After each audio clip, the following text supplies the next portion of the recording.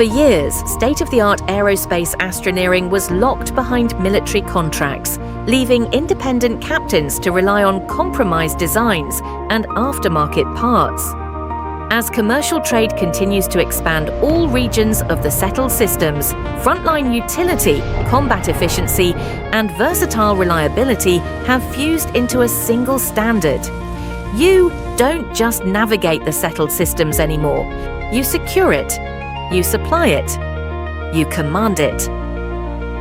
So, to help you on your journey, LEC presents the S-14 Stratus, a next-generation multi-role starship that shares a design heritage with the renowned S-3 Nimbus Starfighter. The Stratus introduces a larger, multi-deck space frame, driven by a high-output Class B grav reactor across two distinct configurations.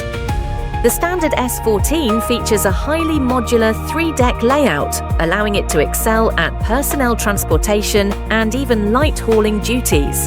A military-grade defensive suite includes VBS shielding and a stock configuration of ballistics, lasers, and particle beams. The S-14P is a modified patrol variant that offers additional composite Durasteel plating rather than a third deck. With heavier shielding and an upgraded kinetic recycling weapons suite for rapid fire, the S-14P is ideally suited for system-wide recon and patrol. Two configurations engineered so that you can have total command of the space lanes. Opportunity doesn't wait for permission. Neither should you. The Stratus by Linden Engineering Corporation, now available throughout the settled systems.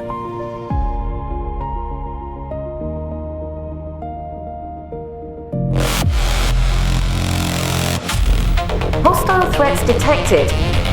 Weapon systems coming online in 3, 2, 1.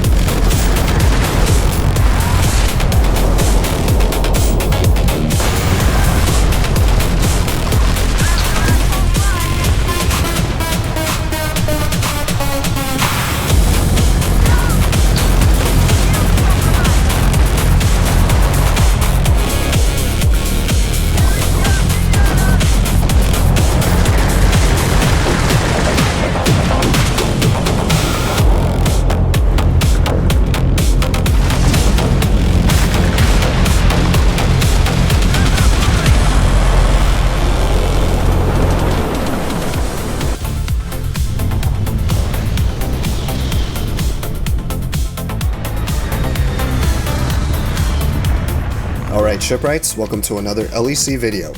Today we're building the S-14 Stratus, which is a multi-role starship.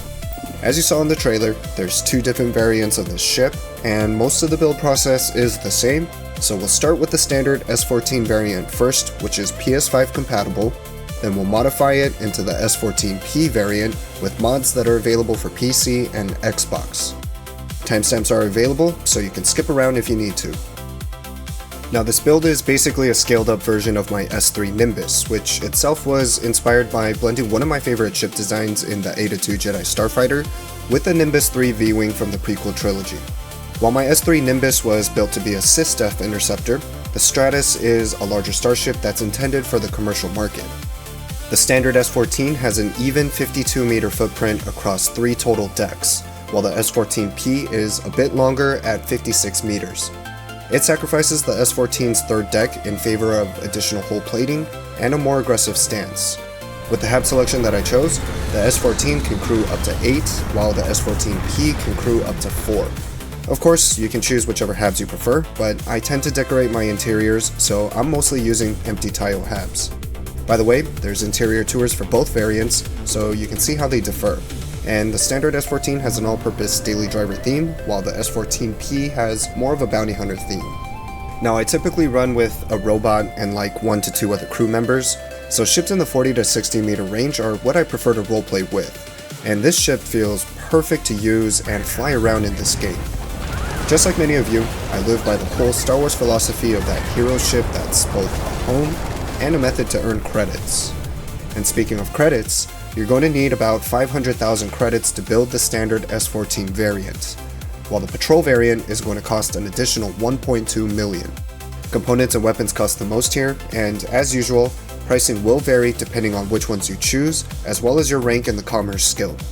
Since this is a Class B ship, you're going to need Piloting 3, but anything else that's locked behind quests or player level or Starship design rank is totally interchangeable. So don't worry if you don't have the right reactor or the right weapon, just use what's available to you or whatever you prefer. Aside from that, you'll just need to go to New Homestead first to purchase the NG-15 landing gear, which is exclusive to that location. The rest of the ship can be built at an outpost landing pad. Now both variants utilize Avontech Raceyards, which is a paid mod that costs 400 credits. But I do provide a free alternative that uses Avontech Shipyards for those of you who don't use paid mods. ASC Deimos is another paid mod that costs 400 credits, and it's only used for the vertical stabilizers and the scan jammers, so if you don't have it, you can disregard these parts because they're only used for aesthetics. And just for the record, my builds are always going to be compatible on all platforms, or I'll provide multiple variants like what I did with this ship. And if paid mods are used, outside of some specific cases where I'm really trying to use a unique part, I'm always going to provide free alternative build methods because I try to make my ships as accessible as possible. Sometimes this is just going to require the use of paid mods. Now, with that said, the S-14P variant is going to require an additional paid mod in BadTech Sub Space Warfare, which costs 200 credits. It's for the inverted Shogun cockpit, so if you don't like that style of cockpit, then BadTech isn't even needed for this build. You're also going to need the typical ship optimization mods like Ship Builder Configurator, Better Ship Part Flips, and Better Ship Part Snaps. Tiger Shipyards overhaul is another requirement, and I recommend also having TN's ship modifications all in one for some lore-friendly Vanilla Plus part modifications.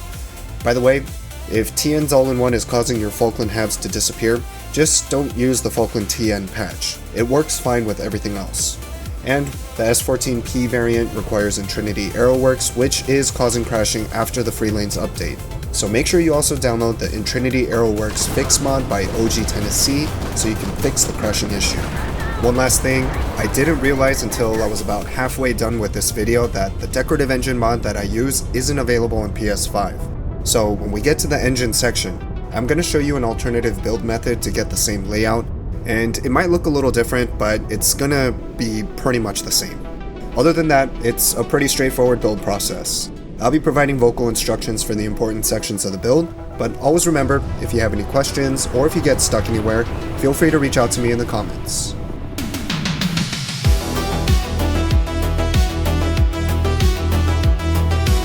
As usual, we're starting the build off with the landing bay. I recommend using a door entry landing bay, and for the S-14P, we're using the Deck Corp 120 LD. PS5 players, you're going to be limited with what's available, and for this build, I'm going to be using the Tayo Shipbed 200, but you can also use the standard Deimos 120 landing bay too. Now we're going to add a 2x1 section of Habs behind it. Hab selection is always up to you, so choose whichever ones you prefer. I'm using a 1x1 brig and 1x1 airlock from the Avontech Let's Work mod. If you're using different brands for the landing bay and hams, you can use the hab shells from TN's all-in-one to keep the ham design consistent with the landing bay that you choose.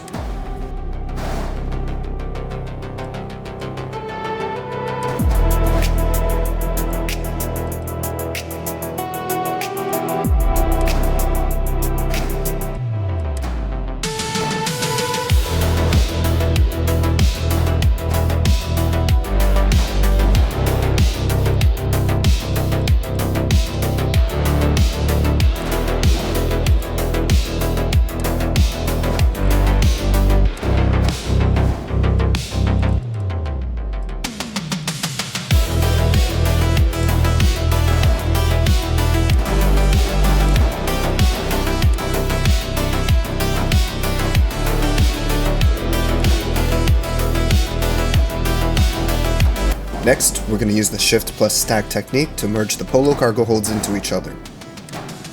Just stack the two back to back with the Deimos belly at the end, then shift both of them forward until both of the cargo holds merge into each other. I'm going to be calling this shift plus stack, so remember that going forward. That's it for the lower deck. Next up is the main deck, and it consists of a 4x1 Hab layout. I recommend making this the crew habitation level, while the lower deck is for your armory, your brig, or your cargo hold. You can use a 3x1 plus a 1x1 or two 2x1s, but just make sure that the forward Hab is one of the bottom variants for the TIO Habs. We're going to attach TIO forward sensors in front of the Habs. Now this is normally in the structural tab, but if you have TNs all in one, then this is moved to the equipment tab.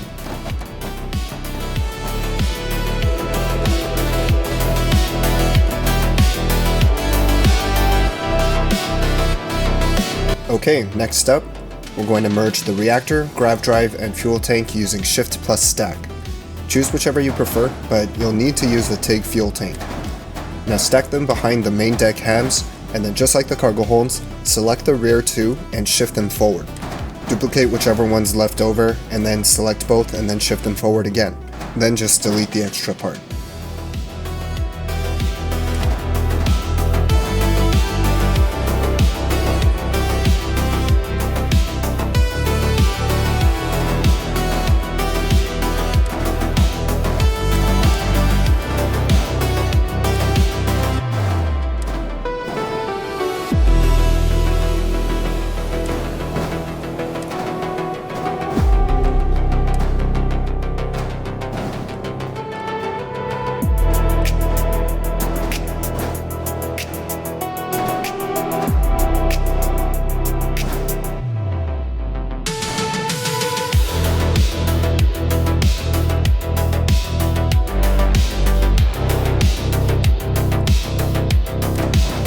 For the wings, we're starting this off by attaching a cube in between two Nova cowlings that are rotated sideways.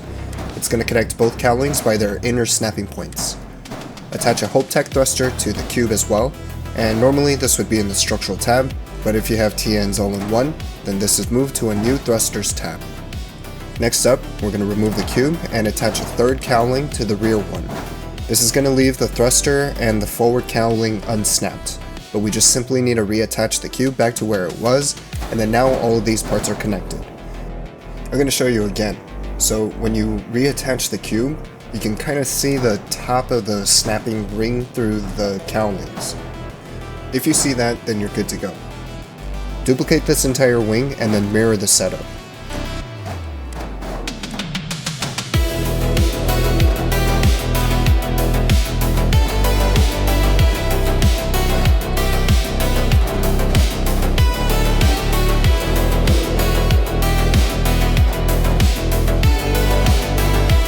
The second half of the wings is going to be where we add the actual engines.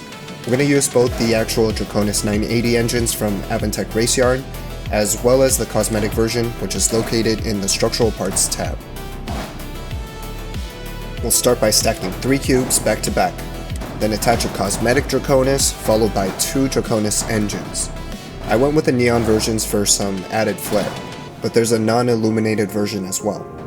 Now duplicate the setup so we can mirror it, then attach it to the cowling setup.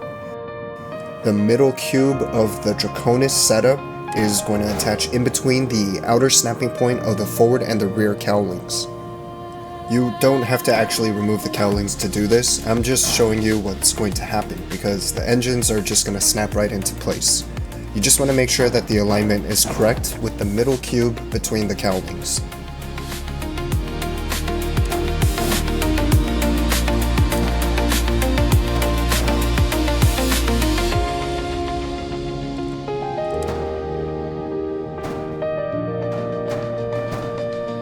Then just attach the wings to the fuselage, and you want to align the wings so that the rear cowlings line up with the merged components.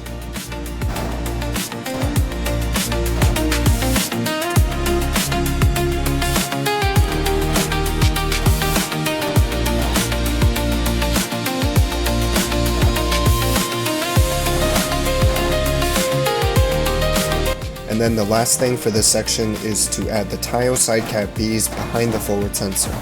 Remove the wing A to do this, or if you know what you're doing, you can use the select plus shift technique to merge it.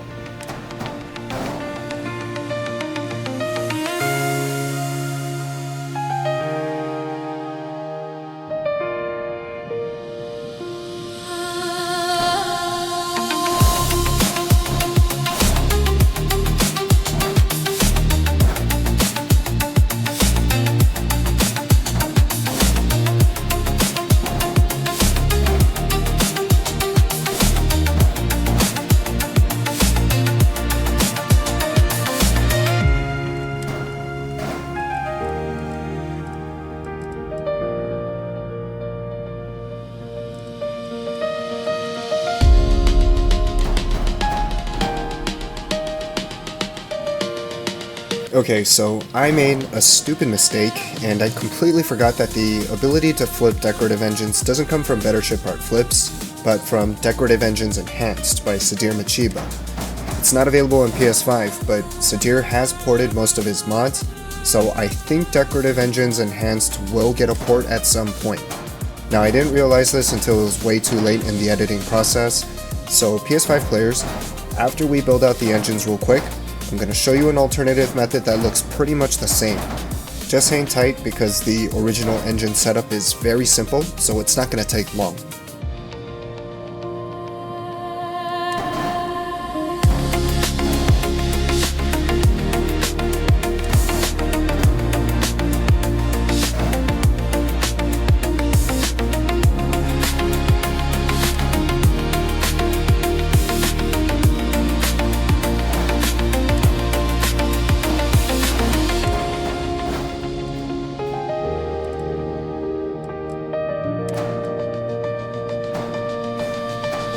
And we're done with the original engine design. PS5 players will do your engines next. Xbox and PC players, skip to the 21-minute mark in the video to resume the build process. Okay, so we're going to start by using the closed loop merging technique to merge the decorative white dwarf with the wing A. When you merge them, align them by their snapping points, and then add a horizon weapon mount opposite of them so that you can kind of close this open loop.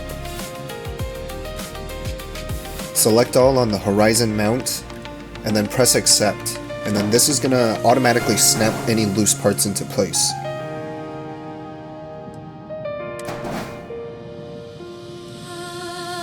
Then we're going to attach another horizon weapon mount to a cube and merge it into the wing's other snapping point using the stack plus shift technique that we've been doing. After you're done with that, then duplicate the entire setup to mirror all the parts.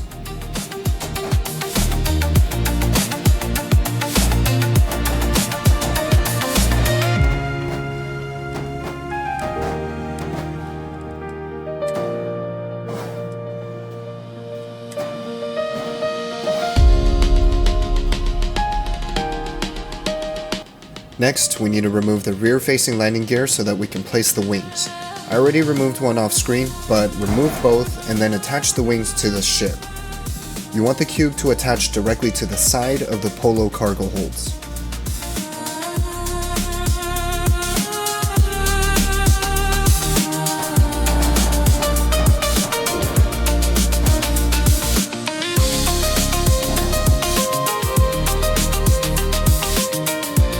So just so that you can see the difference, here's a side-by-side comparison of the original and the one that we just did. The blue thrusters of the Avontech Falcon wings kind of show a bit, but honestly it looks pretty cool. These are also going to give off some thrust when you're flying around, so just a heads up there.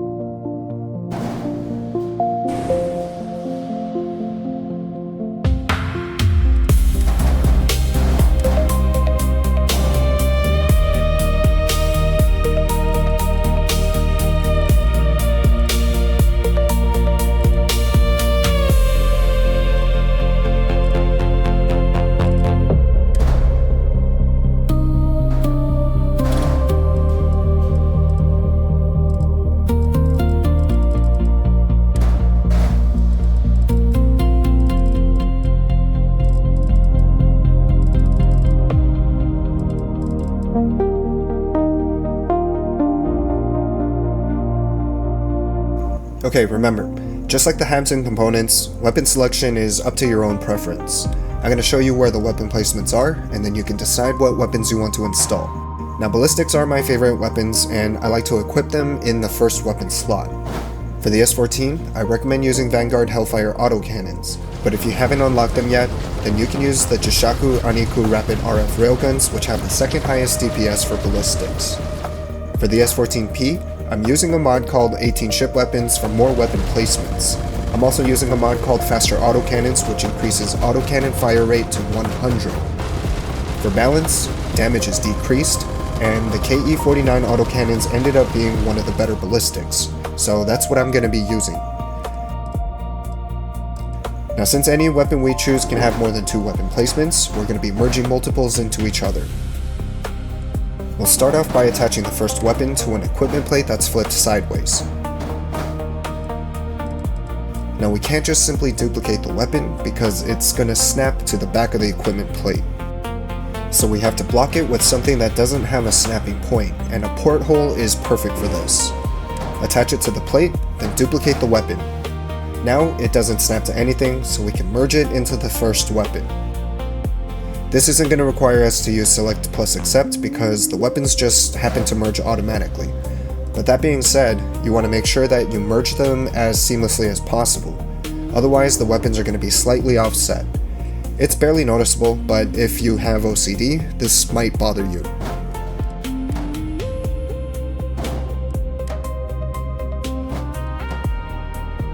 And then just repeat the process for the other side.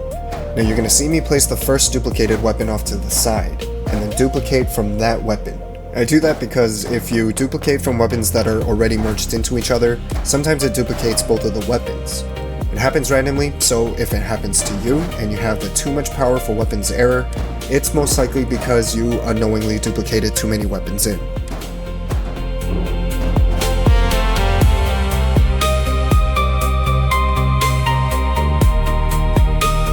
Now when I use ballistics, I always pair them with lasers in the second weapon slot. Again, choose whichever weapons you want, but for this example, I'm using the Kit Bash Electro Pulse lasers from Mattel's Habs and Cockpits accessories. These use 3 power each, so I can have 4, and I'm placing them above and below the cubes that are merged into the cowlings using equipment plates.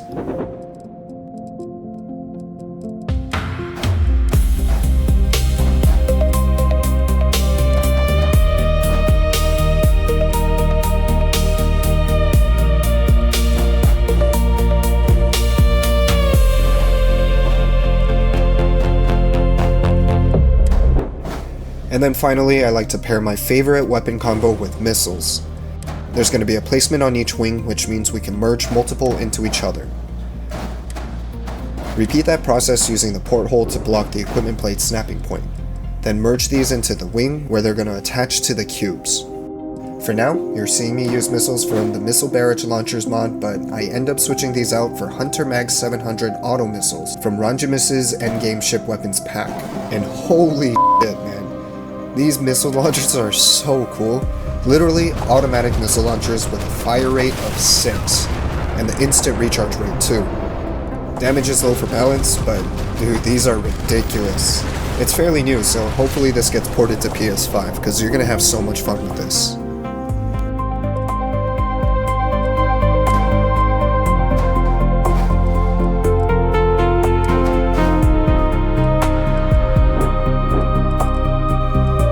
Also, since I'm only showing the modded weapons here, the final loadout for the S-14 variant in the trailer includes 4 Jishaku Aniku Rapid RF railguns, 2 Reza 600 THZ pulse lasers, and 4 Hunter Mag 450 missile launchers.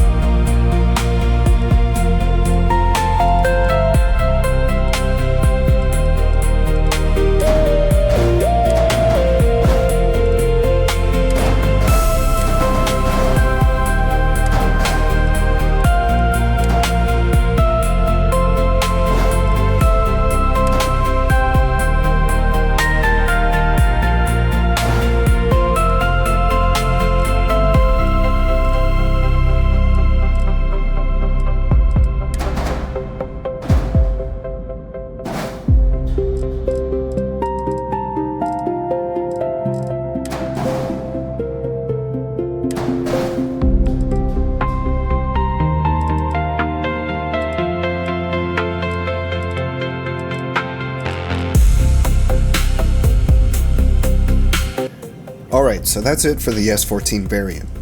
PS5 players, feel free to stick around, but the next chapter is the interior tour. Okay, let's modify this into the S-14P Patrol variant.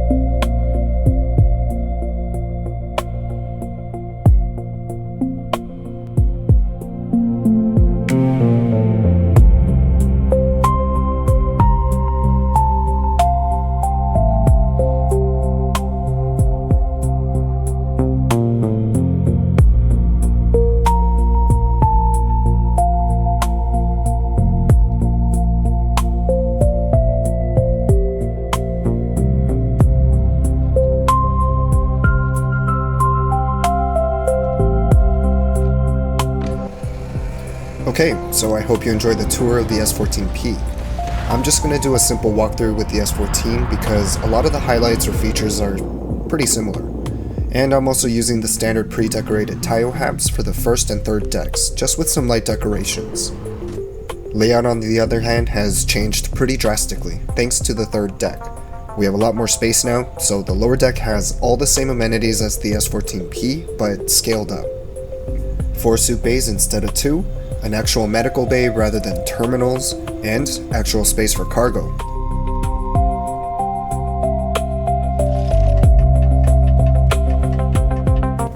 Entering the main deck looks pretty similar, but again, amenities are just expanded.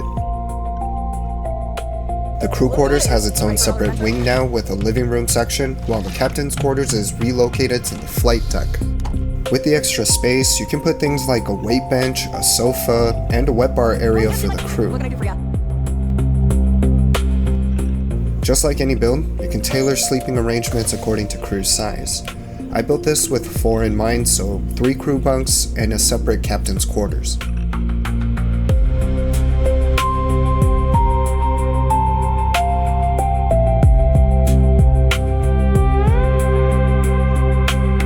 We also have more space in the galley, so I decided to place some laundry machines too. Now I built this with daily driving and exploration in mind, so this build has a state-of-the-art mapping room that's meant to rival dedicated exploration ships, at least in my headcanon. And there's also a research and utility hub next to the star mapping room. This is a Tile 4 workbench hab for more utilitarian 1x1s, and I didn't include this in the parts and mods list because it's not available on PS5, and I didn't use the hab for the Xbox PC build. I just used it to help me save time on decorating. And then the flight deck is just the standard computer core with a few decorations and an empty storeroom. And this storeroom is where I've relocated the captain's quarters.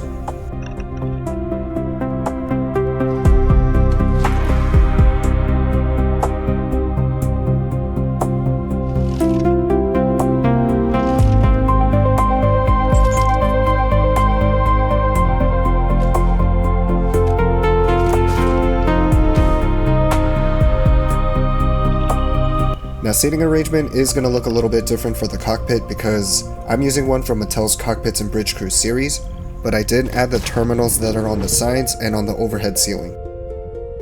Remember, feel free to change up this layout because Hab Layout is always up to you. Feel free to choose whichever ones you prefer. Alright, if you made it this far, thank you very much for watching. I really love the way this ship turned out. I'm a huge fan of using TIE Fighter style wings on non-TIE Fighter ships, and I've always wanted to size up my Nimbus build to improve the scaling of the wings.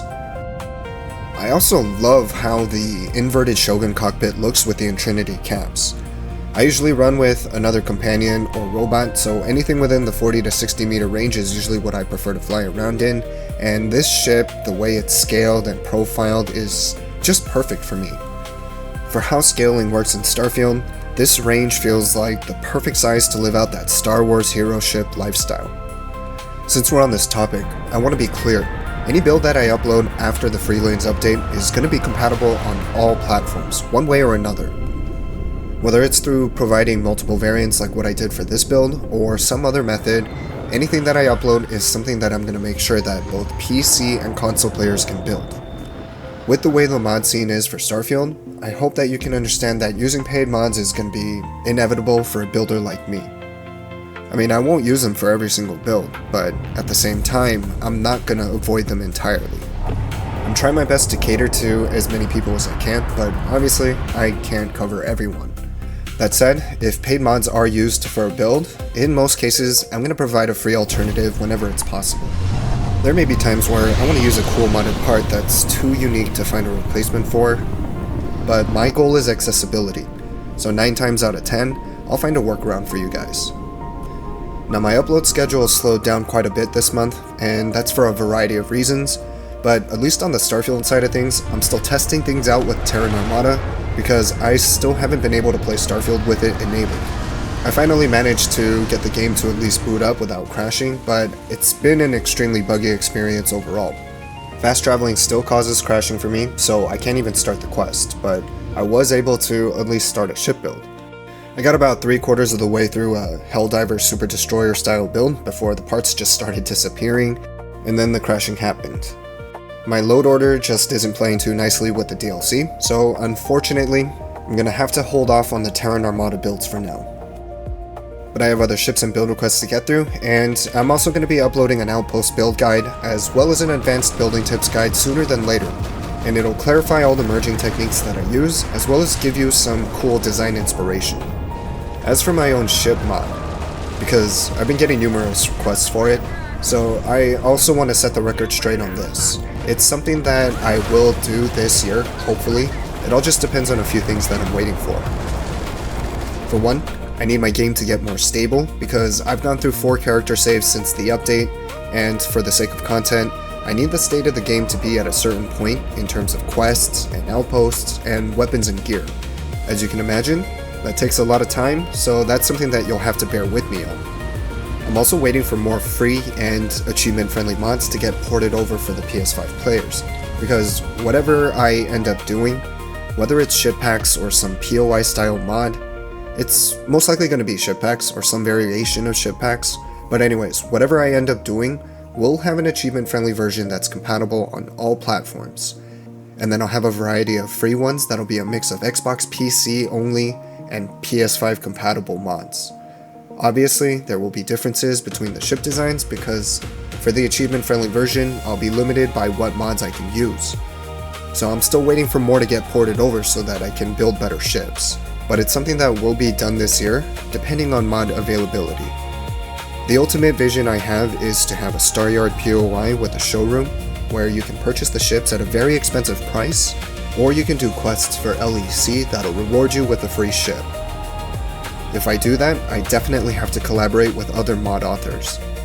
And, since we're here, this is an open invitation for any mod author that's willing to collaborate with me on this. I can provide the vision, build out the ships, the scripts, the lore, and all that kind of stuff, but I would need someone to help me build this out, and to assist with any bugs as they get reported in.